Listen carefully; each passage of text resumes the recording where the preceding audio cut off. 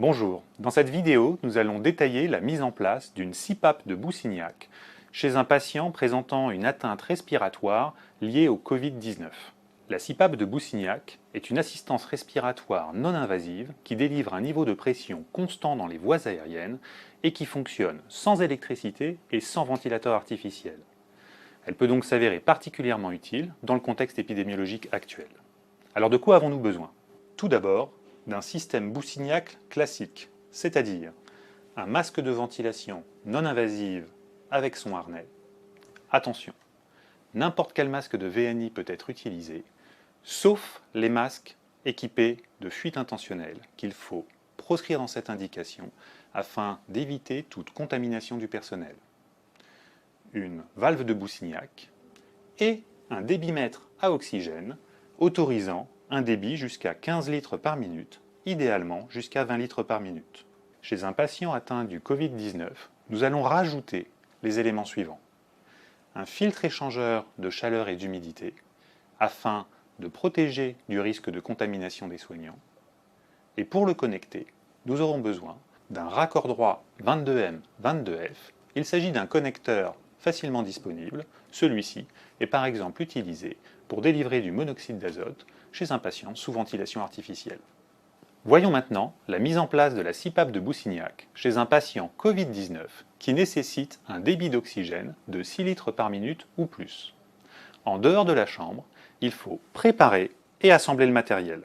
Il faut dans un premier temps connecter le filtre échangeur de chaleur et d'humidité, puis le connecteur droit, puis la valve de Boussignac. Si la chambre n'est pas équipée de pression négative ou de système de filtrage portatif, nous ouvrons la fenêtre pendant le soin.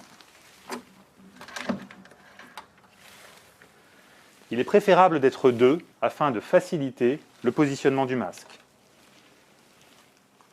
Ensuite, il faut bien respecter l'ordre dans lequel le système doit être mis en place. On met en place le harnais du masque de VNI alors que le patient a toujours son masque à oxygène. On coupe l'oxygène, on retire le masque à oxygène, puis rapidement, mais avec soin, on installe le masque de VNI sur le visage du patient.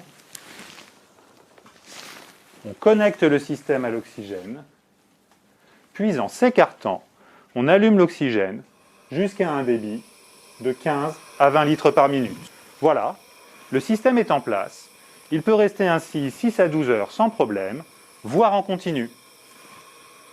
Une fois le soin terminé, nous fermons la fenêtre.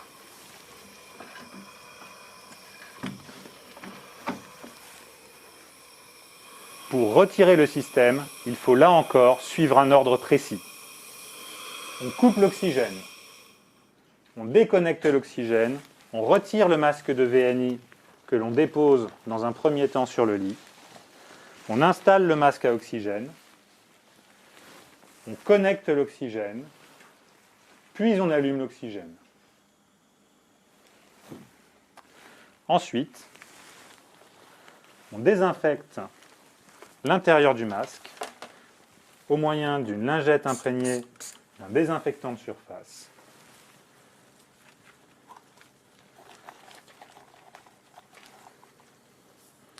Puis on le laisse dans la chambre. Voilà, en suivant l'ensemble de ces recommandations, vous pouvez utiliser la CPAP de Boussignac chez un patient Covid-19 tout en limitant le risque de contamination du personnel soignant.